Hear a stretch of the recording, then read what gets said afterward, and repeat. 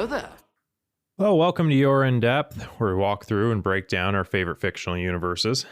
Today, we're going to be covering Chapter 3 of the Book of Boba Fett. Evan is with me as usual. How you doing, bud? Hi.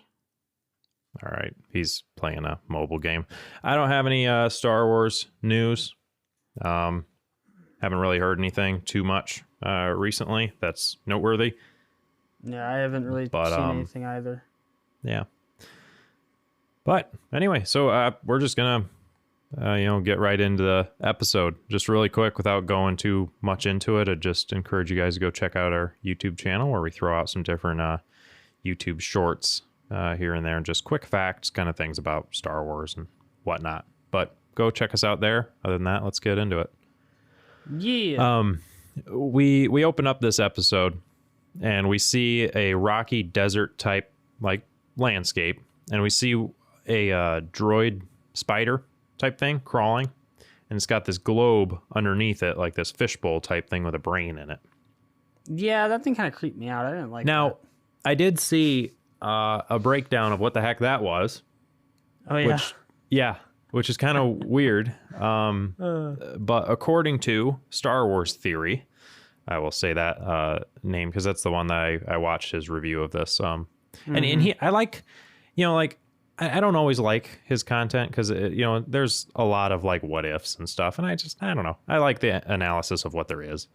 But he pointed out quite a bit of cool stuff that I've kind of made note of and I will mention. But these things apparently, he had said that what they were is they're this like type of monk that has gotten to the point of quote unquote enlightenment to where they didn't even need physical bodies. So that brain inside is the monk, and they just kind of got a mechanical thing keeping them alive, going around. Something like that. Kind of a weird species that I would like to look more into, like what the heck that is, but apparently it's not just a droid. Interesting. Yeah, I don't know. I'll have to look into that more and maybe explain it on a later episode. But anyway, Boba is getting a briefing from 8D8, and he ends up saying, apparently, that after Jabba's death, Bib Fortuna took over, which we knew. And also super quick, I completely forgot that we saw Bib Fortuna's death in the post-credits of Mandalorian. I completely forgot that. I'm like, oh yeah, that was him. He's for sure. We saw him die. So I don't know. I'm missing stuff. But apparently, under Bib Fortuna's power, Mos Espa was divided amongst three families. The Trandoshans took the city's center. The Aqualish took the workers' district, and Klatooinians. It's been a while since I listened to it actually said, but they took the Starport and Upper Sprawl. So three different kind of races there that it was divided amongst. I guess I fast forwarded so far ahead. Since Bib Fortuna did not have the same power that Jabba did, he relied on uneasy alliances to preserve his tribute and title. So he kind of made some alliances instead of just raw fear that, like Jabba did. The way the droid pronounces that is Klatooinians? Klatooinians, okay. That's different than what I had, but oh well. Anyway, apparently while also lying in the pockets of the mayor. Fennec says that someone else must be behind the assassins. In comes a Gamorrean signaling that someone is waiting for Boba to meet, and he was signaling. We kind of assumed that was the case. Then 8D8 confirms it, and Fennec asks if they have an appointment. 8D8 says no. Boba says to send him in anyway. So in comes this man who kind of looks like, I want to say on Brooklyn Nine-Nine, Charles's dad, maybe. It's not the same actor, I don't believe. I don't think it is. It reminded me of him. I don't think it is. Kind of looks like him though, doesn't it? Actually, it might be. Yeah, I can't tell. It might be. He has like the same mannerisms and stuff. Yeah, but then like later on, but then later on, like at some different angles and stuff, I was really questioning it. But the beard also kind of threw me off. Because like I've seen the actor in multiple things, but I don't know if this is. I can't tell. I think the voice is really similar too. It might be the same actor. Not confirming it, but that was my. I had that question. But this guy comes in and he explains that ever since Bib Fortuna died, the streets have turned to chaos. He feels insulted on Boba's behalf due to the lack of respect shown. And Fennec just dismisses him. She's like, go, get out. But he says to hold on as he has a petition. He says a street gang has been stealing his inventory, which never happened underneath the other daimyos. Daimyos? Whatever. His inventory. The diamonds. The diamonds. My diamond. I'm done. I'm not doing that more. But anyway, he apparently he apparently is a broker for the moisture farmers. So his inventory is just water. Boba says that he grew up surrounded by water. Lortha, which is the guy, I don't know if I think I mentioned it. What his name? Oh, Lortha Peel, a watermonger in the workers' district. He introduced himself. I didn't realize that just now. But did I like miss something? Oh, I missed a good section, but basically, yeah, that's his name. That's who he is. He comes in. He tells Boba that no one respects Boba. And then they kind of continue this conversation from there. Says what's going on. Boba says that he grew up around water, basically kind of trying to relate to him a little bit. Lortha says, it's funny because Tatooine used to be covered covered in water. But Boba interrupts him, asking about the gang. He says that the gang is half man, half machine, modifying their bodies with droid parts. He says that if Boba rids this gang rids the streets of this gang, he will double his tribute to him. Hashtag cyborgs. Yeah. And there's another comment kind of on this whole thing, but I'll get to it. He says that, and then we go along and see an overview of the night lit city, which looks pretty cool. Honestly, I really like how that looks. It looks like garbage. All right, shut your mouth. You're just on your phone. Anyway, Boba and his crew are walking along the street, searching. They approach a biker gang that kind of looks like a biker gang. It fits the description. He confronts them and asks them where they got their water. They say they stole it. Boba says, that's a crime. And one of them says, well, it's a crime what the guy charges. Boba and them talk a little bit. Apparently the cost of water is too high. It's a month's wages for a week's worth of water. Boba basically says, you're in the workers' district. Why don't you just work? And they said that there's no jobs. They can't. And Boba approaches them, kind of looks them over and says, well, then you'll work for me. He says they have guts, but they better fight good. I don't. To be honest, I'm not a fan of this whole biker gang thing. I'm not either. And this it looks like a bunch of like stupid teenagers that they need to be taught a lesson. Yeah, they're a bunch of teens that it's just like a teenage gang that people kept referring to them as the Power Ranger gang because of their bikes. So, but between their bikes and their just how they look, I'm getting a very cyberpunk view to it. Like it kind of reminds me of Cyberpunk, the video game. But like at the same time, and Star Wars Theory pointed this one out, they don't really fit Tatooine. It's just kind of an odd, like Coruscant for sure. Yeah, they'd be down there. You can see them there. But in Tatooine, it's just kind of weird. Well, it's because like even in this scene, you get a brief view of like one or two of the bikes, and it's like even the bikes look too nice for Tatooine. Exactly. Tatooine is a barren, just dry orb of dust that just not. It's they're way too clean, and especially like how they even out of place. Very out of place. But I don't know. Either way, they're there. He offers them work. In comes the guy who hired him to, or was like, dude, go, take care of these guys. And he's pretty angry, like, what, why are you not, why are they still here? And Boba asks how much they owe him. He says 1,300 credits. Sorry, I hiccuped a little bit or something. 1,300 credits. Boba, like, you can kind of see by his expression, he's like, I'm sorry, what? Like, that's ridiculous. And just off of Boba's expression, like, you can tell that's way too much. Yeah. Even for a desert planet for water. Right. And there's, like, you can kind of see that he's kind of agreeing with them. Like, okay, that kind of makes sense why you guys stole it. But he gives him 500 credits, basically saying, take it or leave it, and take it and consider this resolved. If you want to, I'll close down your business. Basically, if you want to keep doing business here, just take this and consider it resolved. And so, I don't know if you thought or not, but I kind of thought that the little bag of credits that that is handed over to the guy looked a lot like the one that he got from the mayor in the last episode. Yeah. So it almost seemed like, the mayor gave him this money as quote unquote tribute. And he's like, I don't need this. Take that. That's what you get. That could be the case. I also thought it was kind of odd.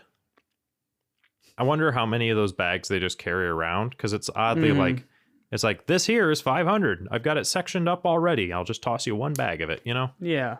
It was like she didn't count it or anything. She just reached in, tossed it to him. But that also, maybe it was from the mayor where they're still holding on to that, and then they're just like, I don't know. Yeah. But the business guy looks really upset. He almost looks like he's about to cry. Then we get our title card, and we get the name of the episode, which is before the title card. What? I'm gonna do my signature back up. Yeah. As Boba and Fennec are going to leave, kind of walk away, Fennec turns back and's like, "You guys want to work or what?" And then all the stupid Teenage Mutant Ninja Turtles, and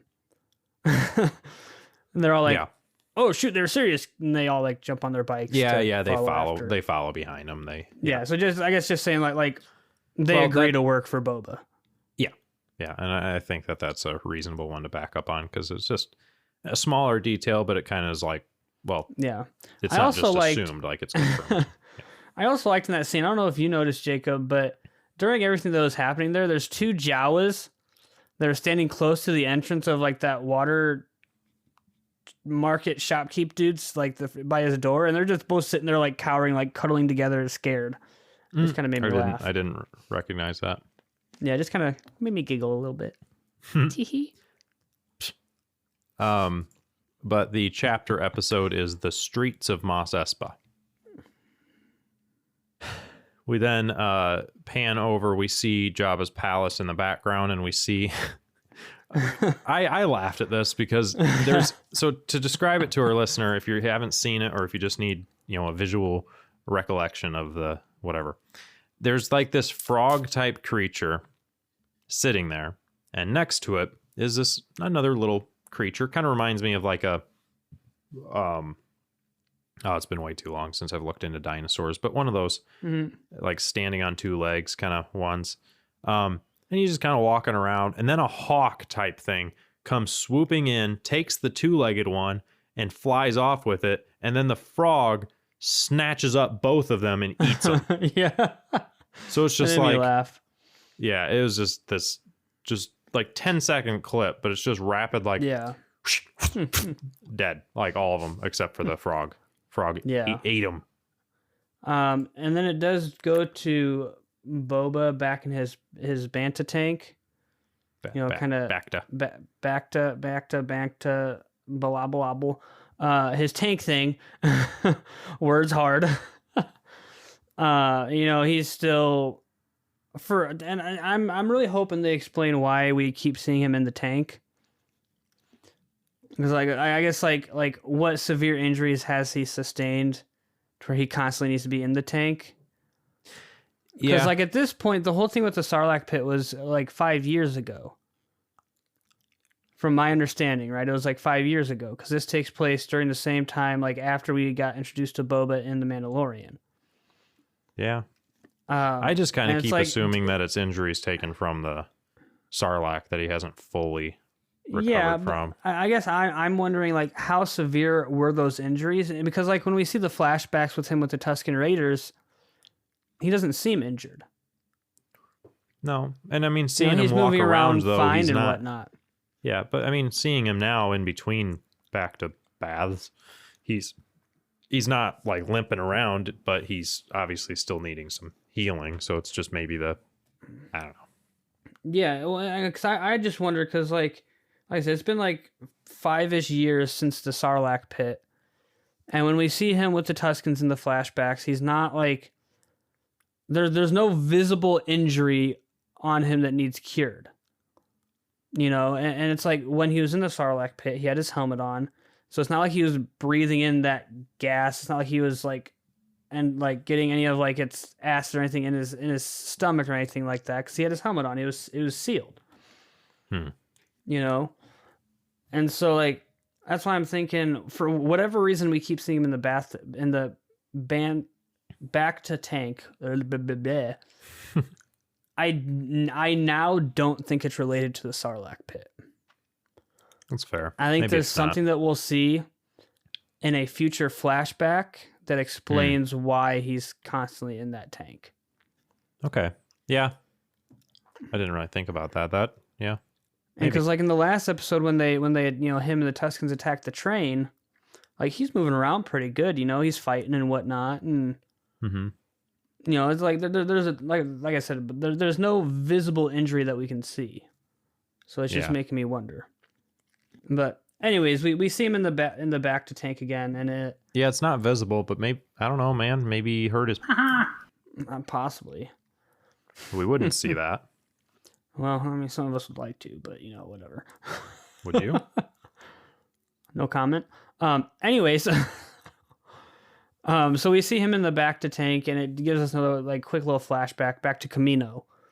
And we actually got to see this scene in the last episode with a brief little flashback, where it shows who, I mean, I guess we can presume is his father Django, taking off in their his ship, as Boba kind of runs to the window, hand on the window, watching him take off, and he gives a brief little flash of like Boba's face as a kid, and then his face as he is now fully grown and scarred and whatnot.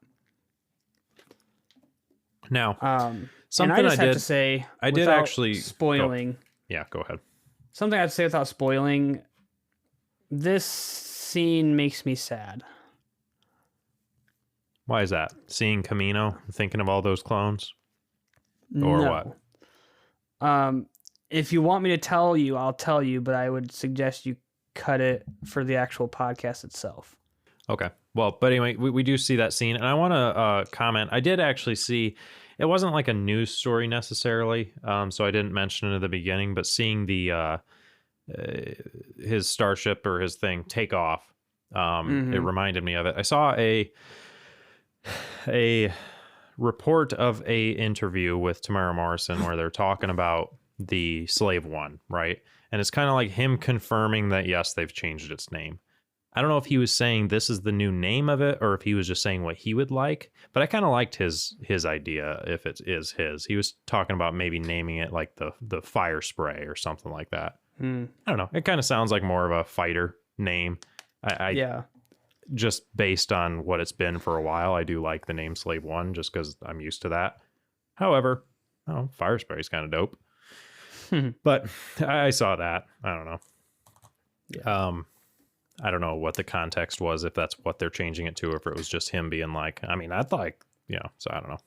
Yeah. But we cut to him in his Tusken robes, and he's riding a bantha. And he nods at the Tuskens and kind of like is like getting ready to leave, go someplace. And as he's looking, we see multiple Tuskens looking at him, like, and all, and they're just kind of like, sending him off. Did you notice that one of the young ones, you can see his mouth? You can see his lips through the mask, like, because it is a mask. It's the younger one with the dog. I'm trying to get a good view of it. It's kind of hard to see, that. but it's just you see the hole in it, and then you can kind of see texture behind it. And Oh it's yeah, unlike I what kind of see it a little bit. Yeah. Yeah, you can see his mouth, which we've talked about it before. That it's a mask and a getup. It's like they're basically human-like, at least. It's just Yeah. So from my understanding with Tuskens, they are human. Yeah. But because of their culture and whatnot, they dress with their robes and they have that mask on. It's kind of like I think it's very similar to a thing like with Mando, where like he can't take his helmet off in front of others type of thing. I think it's something very similar to that.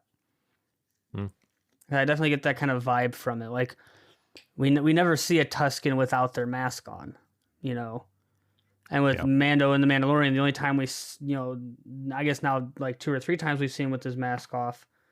The first time being at the season finale of the first season, and then 1 or 2 times in the second season. But that's about it. And those are like extenuating circumstances. We see that. And that's I didn't notice that. I don't know. But Boba rides out. He arrives in Mos Eisley and asks some Jawas about the Pikes and where they do business.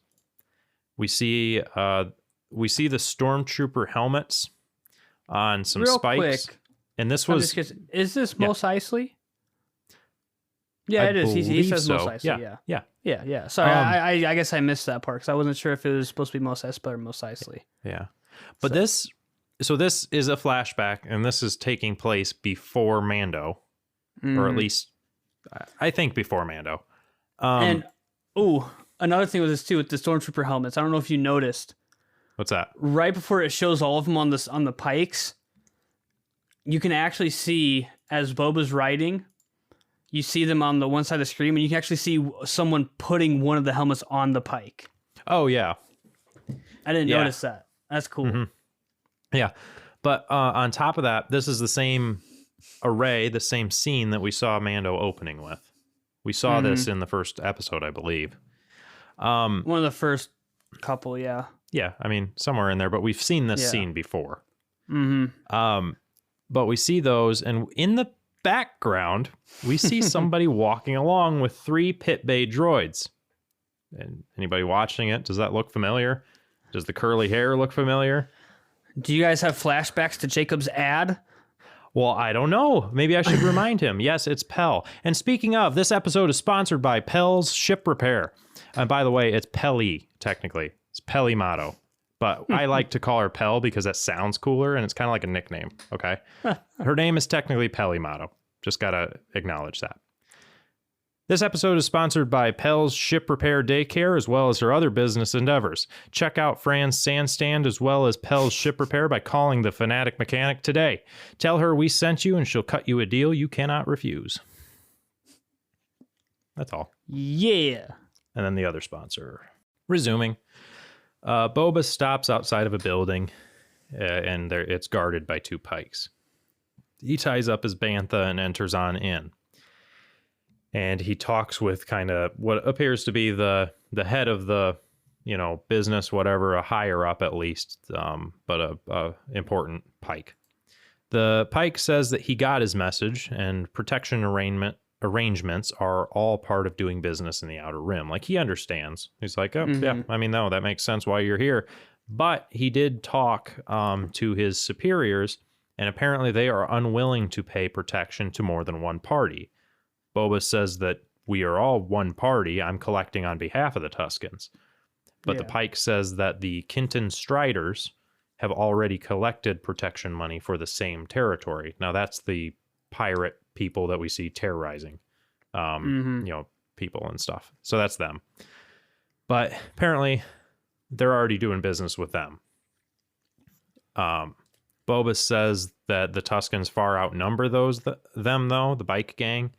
And the Pike basically says, listen, we're fine with paying protection money, but we're not wanting to pay it to both parties. That's just, we got to cover ourselves. Like, that's not, we don't like that. That's just bad business. Right. Boba says that he will resolve this, kind of indicating, all right, I'll kill him. Yeah. I kind of get the, it's kind of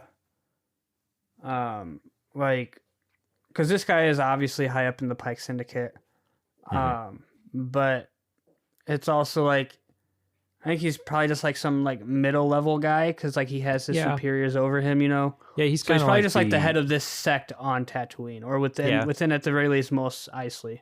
My guess would be like there's the large corporation off world, and he's kind of the manager of this little area, you know. But still the highest up that you can find right now.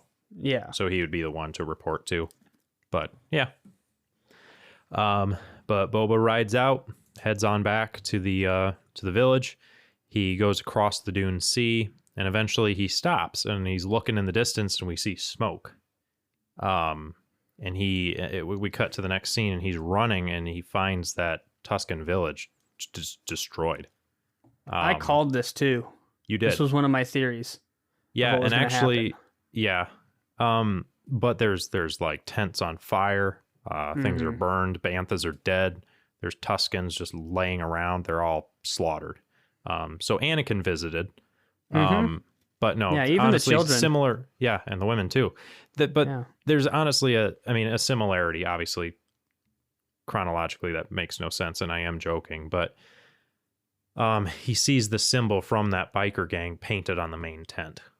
So it is the Kintan Striders that have attacked this place. And see, I'm gonna be honest though, because of events later on in the episode, I'm not convinced that's who it was. I don't know. We'll see. But I'll just say this. That's what symbol is painted there. Yeah. Just taking what we know here. I guess, let's avoid saying that it was them because we don't know. But there's that. I think my theory on this, I honestly think this was the Pikes. So I think and it wouldn't surprise me because the Pikes are a crime syndicate, you know. And so it wouldn't surprise me if the Pikes left that symbol to mislead Mando. Or not Mando, Boba. Gotcha. Maybe. Yeah. No, that's my theory on it. Yeah. I could be wrong, but I think that's my theory on it. Yeah. But Boba moves all the bodies and piles them up just as we had seen them take care of their because we actually noticed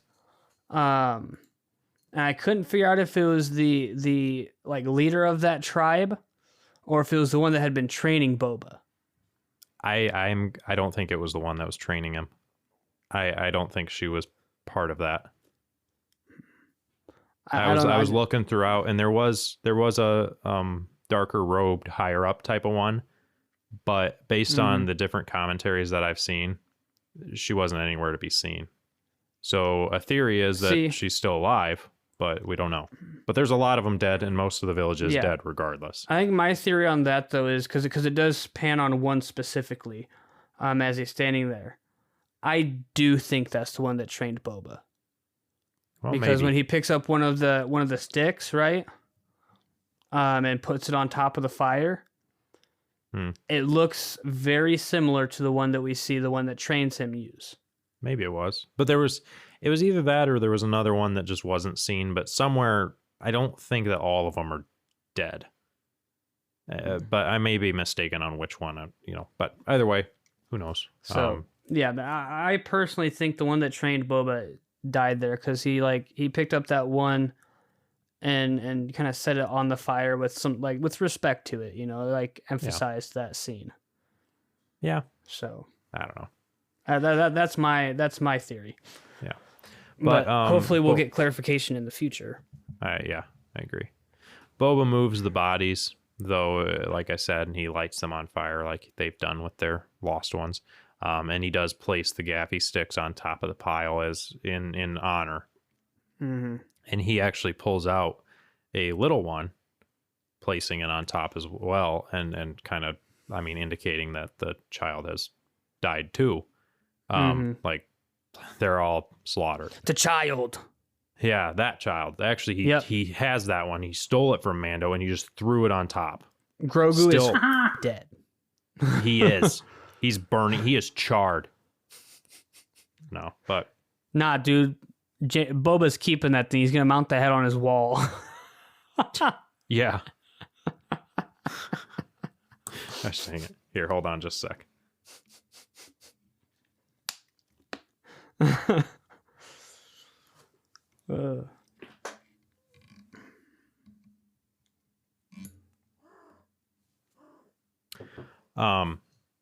But he watches as the fire burns, and then he walks away with the bantha. And then we cut back to the present. The Bacta tank opens up, and Black Krrsantan's there and just rips him out of it and throws him across the room. This honestly like startled me. I was like sitting there, I'm like, man, that's a really not a great scene. What is happening now?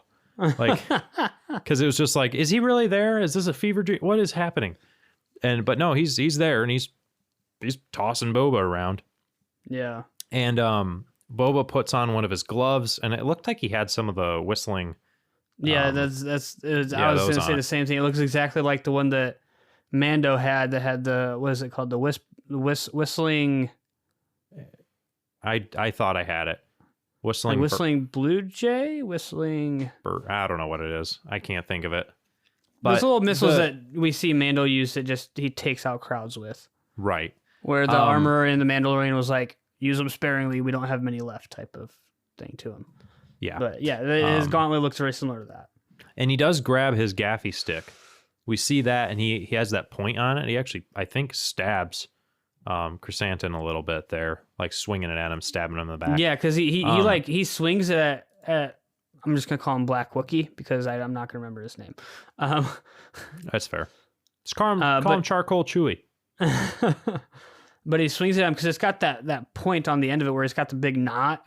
Yeah. And if you watch, because Charcoal Chewy like picks him up and like starts like bear hug squeezing him to death, and you can see his gaffy stick still hanging from Charcoal Chewy's back. It did stick him. Mm-hmm. But yeah, he's bear hugged. He's like basically being crushed, and like he almost looks like he just passes out. But in comes the street gang from earlier, and they fight Krrsantan. Boba gets up and stabs him with the gaffy stick in the foot, I think this time. Then in come the Gamorreans. They fight a bit. Krrsantan fights them downstairs, and eventually Fennec runs in and opens the Rancor pit, dropping Krrsantan down into it. He does catch himself, and he's just hanging there, but then she chucks a knife at his hand, and he falls down further. And so he's trapped down there. And I do like the location of Fennec's knife too. It's in the butt of her rifle. Oh, I There's didn't like a little catch compartment that. on the butt of her rifle where she pulls the knife from. I see. That's interesting. Boba comes down though, and he's wearing his robe, which, I mean, I'm just saying that's very inconsiderate for Boba. Like, your followers are getting attacked, and you took the time to grab your robe. Like, come on, man. I was about to say, why naked. wouldn't he? I know. Actually, that's fair. I want that too. I want to see him in his diaper or whatever he had. I want no diaper. All right. Well, no, I just would have thought that in the kind of threatening circumstance, he may have suited up really quick if he could have, or at least thrown some of it on, you know? But I don't know. Either way, he runs down. Yeah, I just figured he wouldn't, he'd be like, oh crap, I gotta hurry. Grab his gaffy stick and maybe like one of his blasters or something and then go running down there. But no, he straight up just stopped to grab a robe and put it on and didn't grab any of his weapons. Yeah. I don't know. But he comes down and one of the Gamorreans is injured because he got bitten, I believe. Mm-hmm. So Boba sends him up to the Bacta tank. Like he's like, go heal, Then we see this overview of like a big old feast laid out, and Fennec's just eating. But Boba's talking about how they need to respond. I need to be real, send though. A message. What? Like, I saw this feast, and like a lot of it looked like really good. But then there was a couple of them, like the one that has tentacles coming out of the sides of it, where I was just like, I wouldn't want to eat that. That just looks gross. But like a lot of it looked pretty good. But like some of it was just like, ew. But he says that he needs to respond. Fennec mentions that or she mentions Krrsantan by name, which is kind of, I mean, that's like the first time it's pretty obvious that it was him, you know, just because of the look of him. Gladiator reference. He's a black Wookiee, you know, but I mean, it's confirmed here, I guess. But she says it. She also says that he should wait for them to show his hand, their hand, the Hutts, that is. Yeah. The twins. Boba says that waiting will only give them more opportunity to strike. Then in comes 8D8 and says that the twins are there and they brought a gift.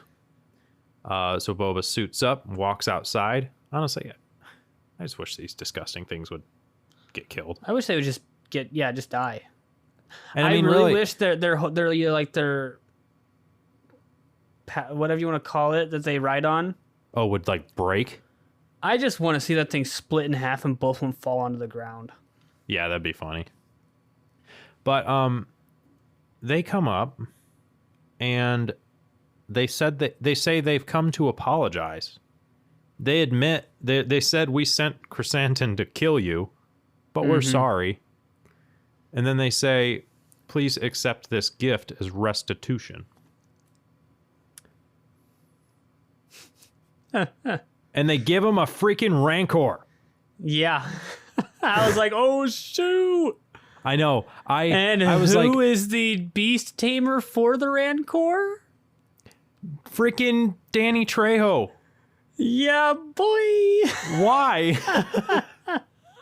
Freaking Danny Trejo's in this now. Oh my god, it was like perfect. I know. So when I saw this, I actually paused the episode and I went to look up like if there's a name to this Rancor, how long Rancors typically live. I knew you would be doing that. I knew you would be researching this because last episode of Book of Boba Fett that we covered, you had mentioned thinking like, oh, there was this one that also exists and this and this. And you were like saying, it's like, I think he might get a new one and it might be this one. And you're just shooting over all these different things. And that part's not confirmed. We don't know where this one came from necessarily. Correct. We get a little bit of a backstory, but we don't know fully. Yeah, when I looked it up, I even looked on Wikipedia. And I couldn't find like an average age of Rancor when they die or anything like that. Yeah. And there was nothing saying if this Rancor was known by name.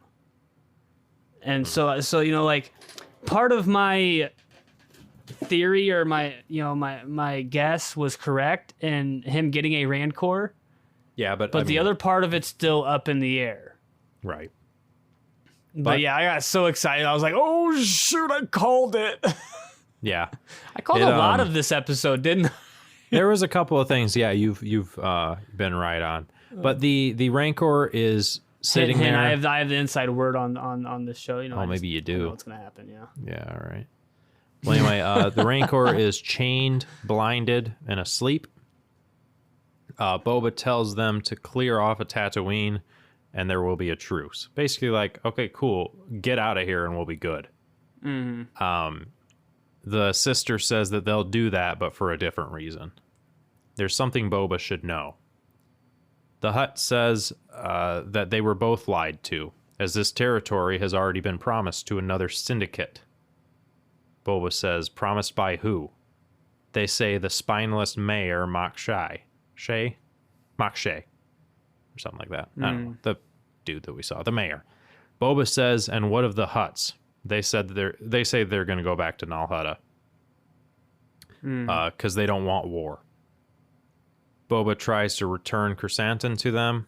They reply by saying that they're leaving Tatooine. He should do the same. Tatooine's a worthless rock. They tell Boba, just sell Krrsantan back to the gladiators. He's the Hutt's tribute to Boba. Basically, they're like, keep him. Yeah, and I mean, like, I can see what the Hutts are doing. You know, they're giving Boba a warning because they've realized they've both been lied to, and you know they're not happy about it. And I do think part of it is them making restitution with Boba, because like Boba's a pretty well known dude, you know, throughout the galaxy, even at this point, and like you know he's a famous bounty hunter. And so I think part of it is them, you know, giving restitution to him, like, hey, we're sorry, please forgive us type thing. And then also I think part of it, at least with Krrsantan. Krrsantan. Thank you. Yeah, there you go. Exactly that. Say it like that. I think with Krrsantan, it's close enough. I think that's more of, instead of tribute to Boba, I think that's more of, you failed us, so we're not taking you back. You can stay as this prisoner. I kind of figured that was probably. Yeah, I think in terms of Krrsantan, I think that's what that is. But with the Rancor, I think it's definitely like we are sorry. Oh yeah, the Rancor is for sure. This. I think actually a gift. Yeah. Because that's wow, a good gift. Yeah. I'd say. But let's see. So they leave. I question their motives a little bit, because another angle to this, if there is territory already claimed by somebody else and Boba's trying to stay there and claim it, there's going to be some sort of turf war. There's going to be some battle. Yeah. So, I mean, it could just be them being like, all right, yeah, we're out of here for now. Let them fight it out and then return when they're done. I think that's possible. But, and this is my theory, because the only other syndicate in terms of Book of Boba Fett that we know of is the Pikes. Yes, and I saw another theory on this too. So, yeah, my theory is that it's the Pikes, right? Yeah. That the mayor has kind of basically said, "Hey, Tatooine's yours," and especially with Jabba being gone now, because for the Hutts, Jabba was the head, right? Like, he was the head of the Hutt syndicate. And now with him gone, like, the Hutts, their position is severely weakened. You know, people were not afraid of the Hutts, they were afraid of Jabba. You know, like, specifically. And so with Jabba gone now, I think these other Hutts kind of have a realization that they're going to have to make some sacrifices here and there to, you know, retain some of their power. Maybe. I do think the Hutts are just like, we don't want it. We're good. Yeah, I can see that. We recommend you leave, maybe. but if you don't, you guys can fight it out and it's yours. Yeah, maybe. That's my The other guess. thing I saw here was the I can't think of the group that Maul was in charge of. Oh yeah. Mainly we saw some in Solo. Yeah. But one of the theories was there could be some tie-ins to that. Be kind of cool. Yeah, because I mean, you haven't seen Rebels. No, I have not. But you know of the scene, right? I've talked to you about the scene before. With Maul? Yeah. Yeah. But no, his with group Maul and Obi-Wan. after that. Yeah. So for people that haven't seen Rebels, jump ahead 2 minutes. But so, like, you know, Darth Maul is dead at this point. You know, it's confirmed he's dead. Right. But that doesn't mean that his organization is gone. Right. So I would agree. I definitely see that, you know, his organization might still be around. And have you watched all of Clone Wars yet? Not yet. I burned myself out for a little bit of watching shows, not of it, but like legitimately in 1 week I watched 5 seasons. So okay. So did you reach the? I guess. Do you remember what the last thing with Maul was that you saw in Clone Wars? He had teamed up with Savage Press. That was about it. I know eventually Satine or whatever, but I did not see that part yet.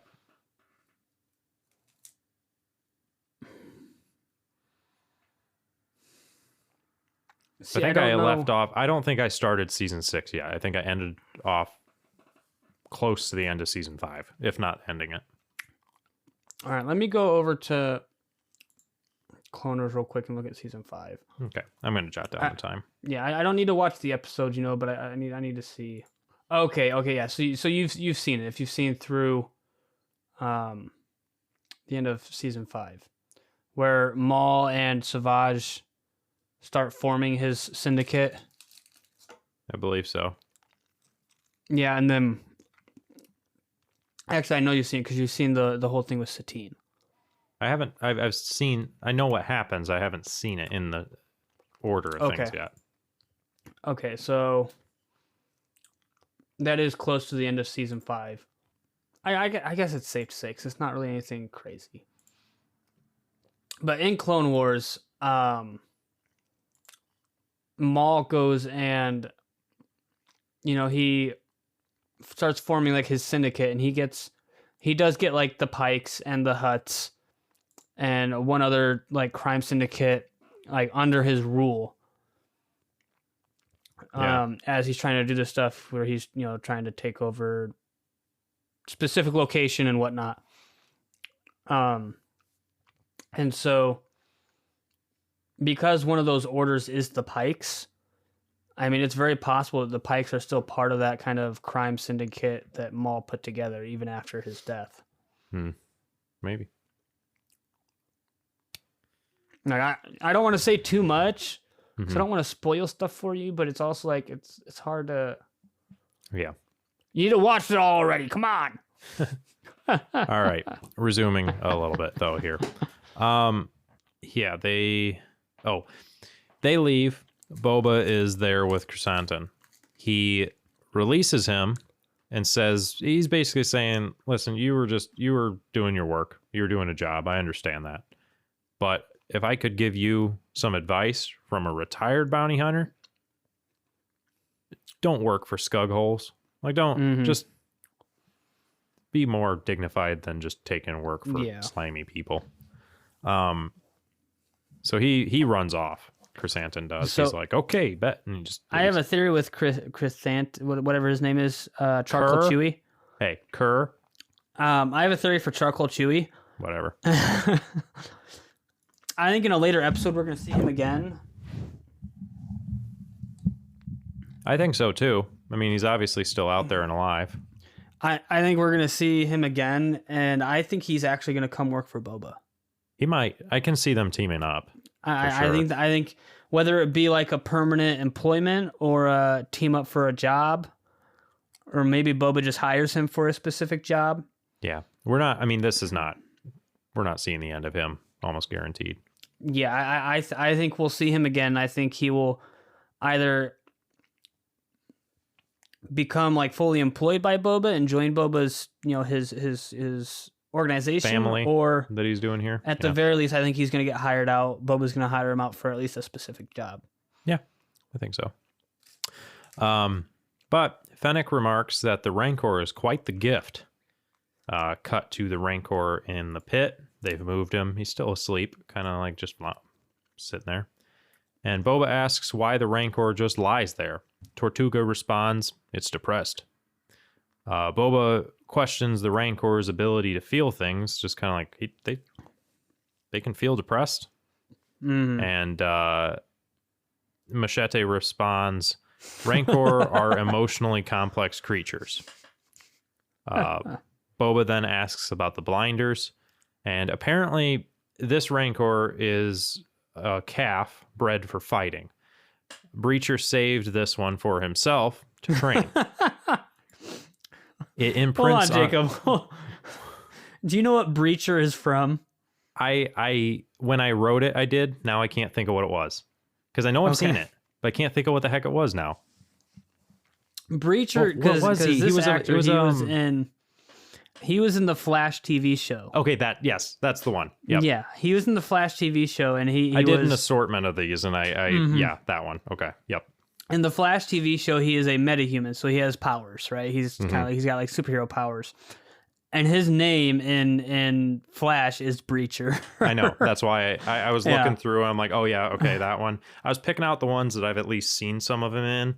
And yeah, so there's a couple, but that was But apparently, that cracks me up that you called him that. I was like, oh man, does Jacob know where that's from? Yeah, I do. But apparently it was bred for fighting, and this one was saved by himself to train, and apparently it imprints on the first person it sees.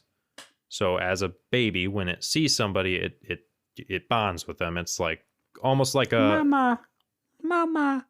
Yeah, it's almost like a baby duckling. If you ever seen videos of people walking around a yard and a bunch of them are following them, it's like they kind of view that figure as their parent, or it's very impressionable in that way.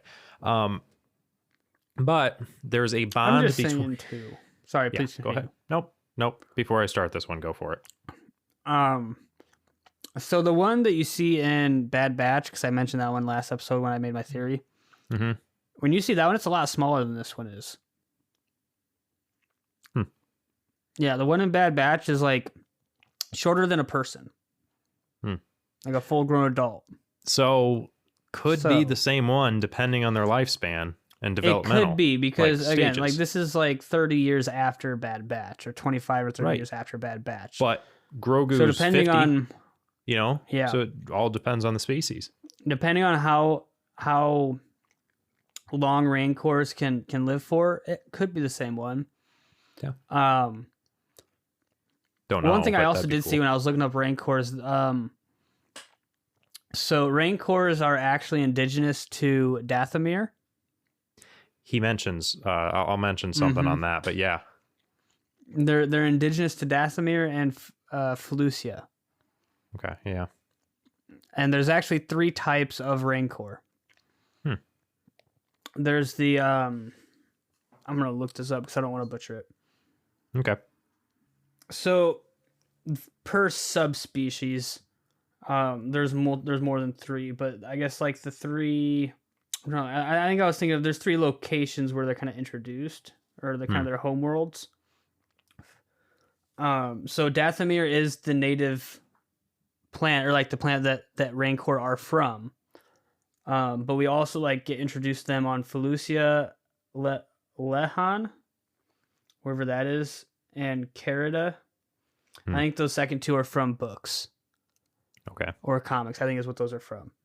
But you have multiple different types of species of Rancor. You have the Bull Rancor, the Chrysalide, the Felusian Rancor, the Gnarled Rancor, Jungle Rancor, the Rancor Dragon, the Tyrant Rancor, and the Rancor Pygmy. Interesting. So I'm really curious as to what kind of Rancor this one is. Yeah. As well. But yeah, I just thought that was cool. You know, the different species of Rancor and like where they're from and that type of stuff. Yeah, I would agree. But he says that, yeah, it imprints on the first person it sees, and there's a bond between them and their masters. Very strong bond there. And it's kind of like a dog, right? It's like your pet, the dog looks up to them, all that. And this actually also explains, like talking about this bond, that also explains in Return of the Jedi why the Rancor Keeper was so upset when Luke killed that Rancor. You know, it's like his dog, you know? Yeah. But they're very peaceful unless threatened, is what Machete says. Again, like dogs. They're going to be nice and lovable and whatnot until you smack them. Till you screw with them, yeah. And then say goodbye to your hand in most cases. Yeah. But Boba approaches it and touches it, kind of petting it, and says that he's going to spend some more time with it. Boots says that's a good idea, and they can become very loving. Boba says that he thought these things were just bred for fighting. Mr. Diaz says that they are strong fighters, so that is what they're most known for. They form strong bonds with their owners. It is said that the witches of Dathomir even rode through the forest and fens on these. Also, this would be kind of a cool tie-in, and a lot of these things are like things that the Star Wars theory like kind of mentioned, but like this would be a really cool tie-in if we saw Night Sister and Dathomir tie-ins. But as we know, there aren't many left, except for one, for sure, which was in Jedi Fallen Order. So that would be some kind of cool tie-ins. So but, don't know. The other one that may still be alive, there's actually 2 of them. Well, Ventress, probably, right? Ventress, she might still be alive at this point. I'm not sure. I'll have to double check. Actually, I'm not sure what. I thought she died. And then, I think she died. I don't know when. The other one would be the Night Mother. Was she still alive? kind of like the head of the Order of Night Sisters. Right. She is still alive as far as I know. We don't actually see her die. Well, yeah. don't So know, I mean, but yeah. So maybe tie-ins there's a couple further left. there.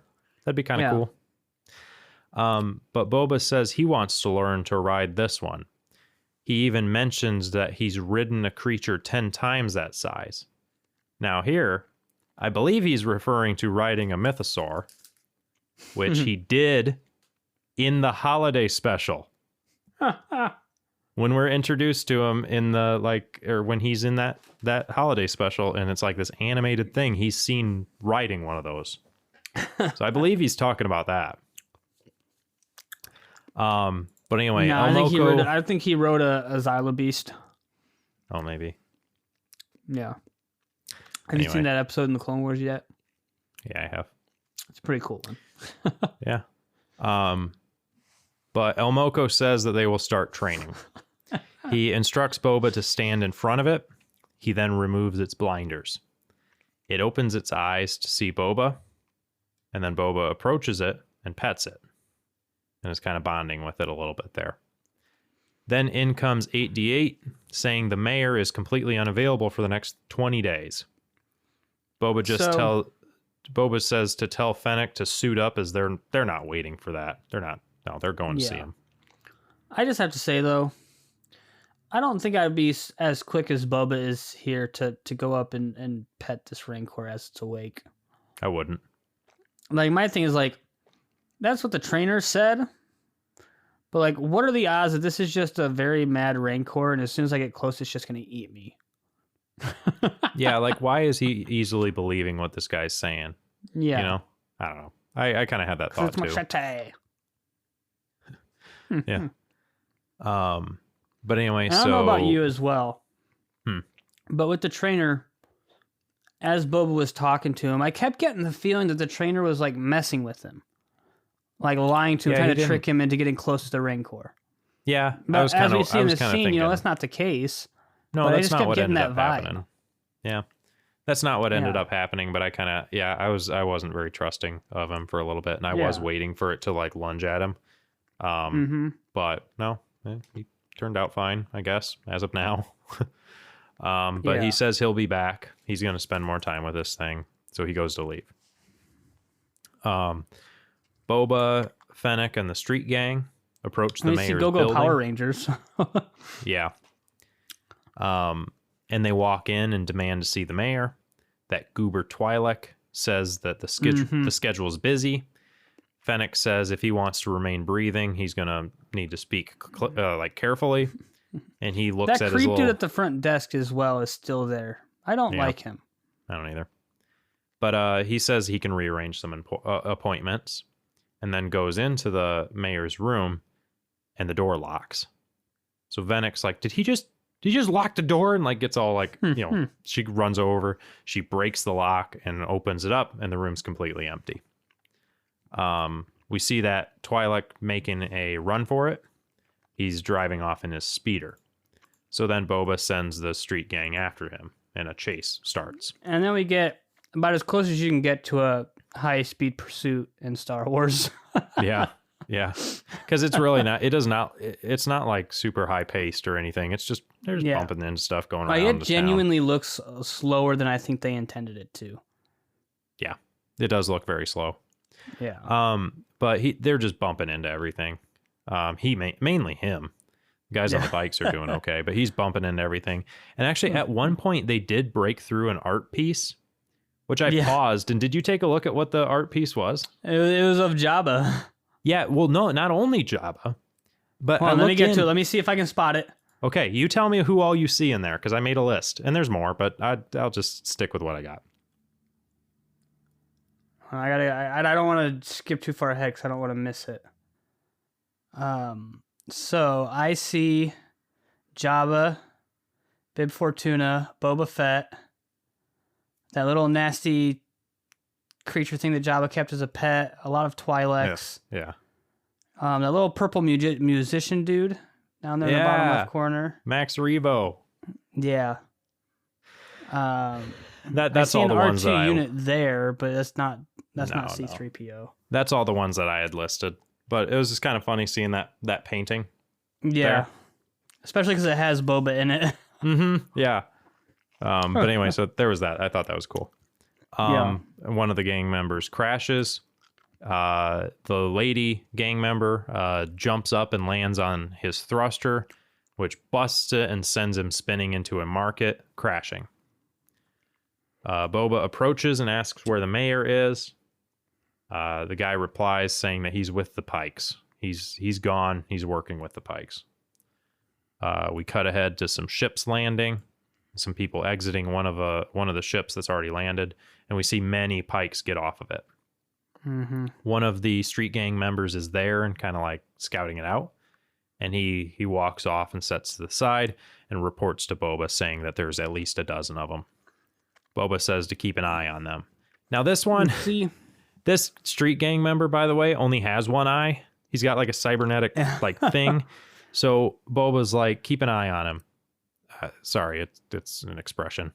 And then the guy just basically replies with, no, don't worry about it. I paid for this thing. I'm proud of it. You know, but it's just kind of a funny thing. In this part too, where the biker gang is keeping an eye on him, for a minute there, I honestly thought he was gonna be like, go up to the Pikes and be like, hey, I'm on your side.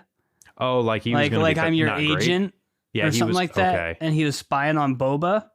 But that actually didn't happen. That didn't happen. When I first saw it, that's what I that. thought was going on. Oof. Yeah, but no, that did not happen. But Fennec says though that she believes that they're going to go to war, and Boba says they will be ready, and then ends the episode. Yeah. So yeah, Evan, thoughts? I thoroughly enjoyed the whole episode. I'm not a big fan of these biker gang things, people. Yeah, I think they looked more rough around the edges, and their bikes didn't look so brand new and shiny, as we kind of talked about. It seems very out of place. I don't really care for them a whole lot. But I'm hoping that'll change. I'm hoping maybe one or two of them will kind of take a bigger role in the show. Maybe it could be because like Fennec is Boba's like right hand, so maybe that girl or maybe one of the guys will be like his left hand. Yeah, hopefully. Right. Yeah, maybe they'll like kind of do it to where like I actually like those characters, because I mean we still haven't even gotten a name for any of them. Yeah, I don't think we did. Yeah. But yeah, overall I enjoyed it. Yeah, I got super excited when I saw the Rancor.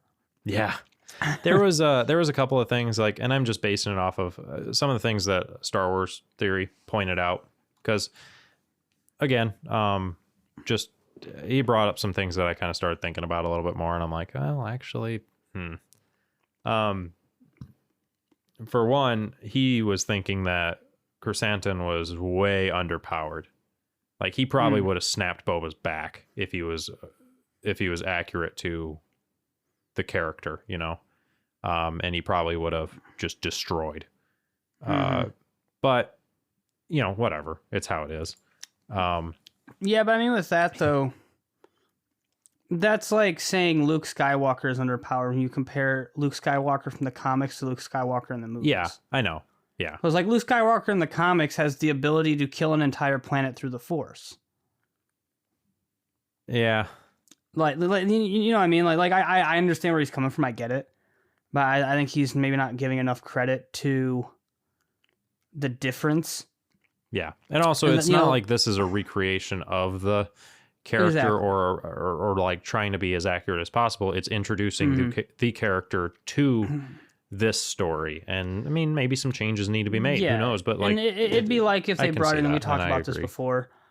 If they brought Starkiller from the Force Unleashed games into a TV show or movie, like you can't have him be as powerful as he is in the game, because in the game he literally pulls Star Destroyers out of orbit onto planets using the Force. Yeah, and like is more powerful than Darth Vader. And it's like when you take a character from a game or from the comics, you have to dumb them down some. Like you can't make them as powerful and as extraordinary as they are in the comics or games. Like you'd literally just be watching. At that point, you might as well just be watching, Superman fighting Superman. It's But I do get where he's coming from, though. But I think he's just not giving enough credit. No, and to it. I guess I would agree. The other thing, though, was just, and I'm kind of unsure where I lie about it. I feel like Boba is kind of almost taken the like obviously he's trying to be respected, but like he's also kind of taken more of a passive and kind of like good guy approach in a way, which is both good and also not great. Because like it's good because it's like, I mean, you want him to be good, you want him to be the good guy, but like also, I mean, he's a badass dude. Like, you know, we see him in in Mando, and he's just kicking the heck out of stormtroopers. He's smashing their helmets. We don't see much of that yet, at least.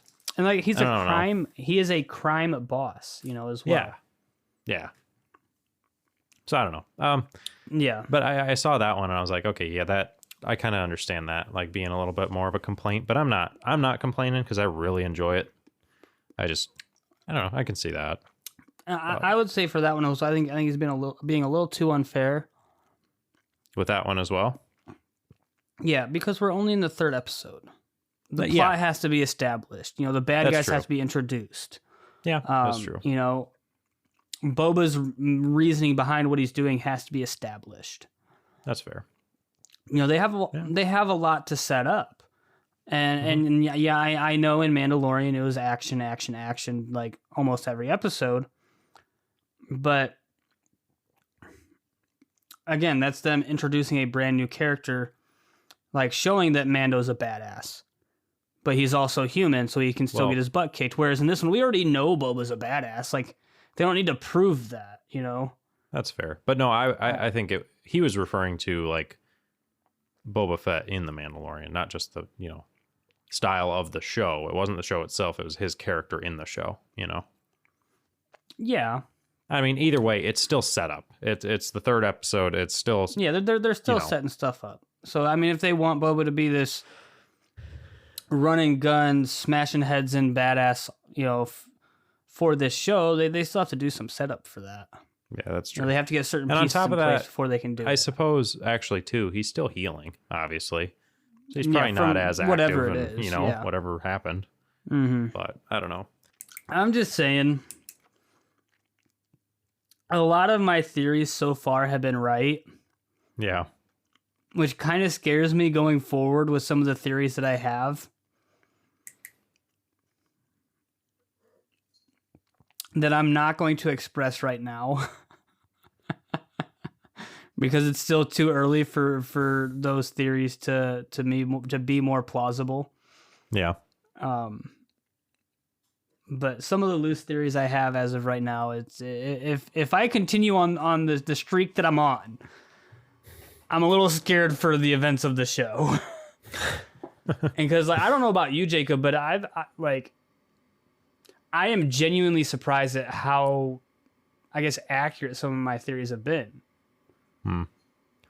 Well, I don't think you've expressed all of them, but the ones you have, I'm kind of like being like, oh shoot, I mean, maybe, you know, so. Yeah, like, I don't know. I'm hoping some of my theories are wrong, just because that would be a nice surprise, you know. That's like fair. I think it's going to go this way, but it goes that way, you know. Yeah. But I mean, that's why I kind of like the idea. That's why I kind of like the whole idea of it not being necessarily just the Pikes. Like it's the whole, whatever that was called, Crimson something. I don't know what it was called. The Crimson Dawn. Yeah. It being them, because it's like, right now, obviously it's leading towards Pikes, because it's the only ones we've heard referred to as a syndicate. They're in the show. But like, what if, you know, what if like Han Solo gets brought into it a bit, you know, and like that kind of stuff? That'd be cool tie-ins, but I don't know. Yeah. It'd be cool. Or the female character in Solo, where Han had like his little romantic whatever the heck with. Yeah. Maybe if like she had an appearance, I think that'd be kind of cool as well. But I don't think that one's as likely, you know. I think that one's a little more out there, but with her specifically having an appearance, I should say. Yeah. I think it's a little more out there. But I still think that'd be kind of cool. The guy, Paul Bettany, Vision, that actor, he was in Solo. Did he end up dying in Solo? Oh gosh, I don't remember. I only can't watched think of it Solo once. Yeah, and I don't know if I've even seen the whole thing. I wasn't a big fan of the Solo movie. I see. Personally. Well, anyway, I'm just wondering who all they could bring in. I guess whatever, time will tell. But anyway, I'm done chatting, talking, rattling. Say my last thing. I'm definitely betting once it gets towards like the season finale for the first season, we're going to see Mando make an appearance. I think that there's going to be some larger characters make appearances for sure. I would be very shocked if we don't see a Mando appearance towards the end of the first season. Yeah. Because that's typically, when it's hitting the fan, stuff's going down.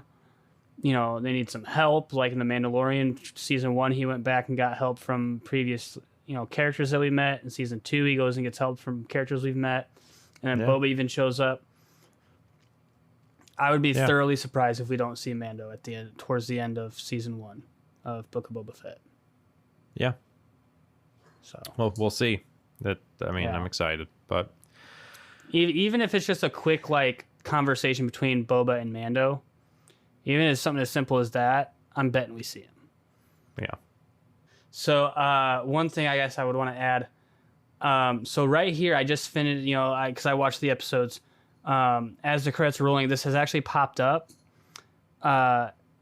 on Disney Plus, and it says, because you watched Chapter 3 of Book of Boba Fett, they have something on here. It's 21 minutes long, but it's called Under the Helmet, The Legacy of Boba Fett. Oh, yeah. And so on there, its little description is a special celebrating the origins and legacy of Star Wars legendary bounty hunter Boba Fett. Yeah. I'm definitely going to watch that. I think it'd be kind of cool to watch. Yeah. But it's looked interesting. I haven't watched it. But I didn't even notice it on there until it just popped up here. So I think that'd be something kind of cool to watch, and maybe it might give us a little more insight into Boba Fett, where he is now, how he got to where he is now, that whole sort of thing. Yeah. But yeah. Okay. Well, I suppose just our closing comments generally, every 1,000 downloads, we'll do a blooper reel. So keep them coming. We're getting closer. I got to check and actually tally up to see exactly where we're at. But there's that. You can check out our YouTube channel, just Your In Depth. The in and depth have a dash between it. You check the link in the description for all of the links that you can find us on, and actually YouTube is in that, so just click that. But other than that, 25 Apple reviews. If you guys want to help us get towards that live stream, it'd be fun. Yeah, I got nothing else. So I guess see ya. All right, we'll catch y'all next time. Peace. Bye. Deuces.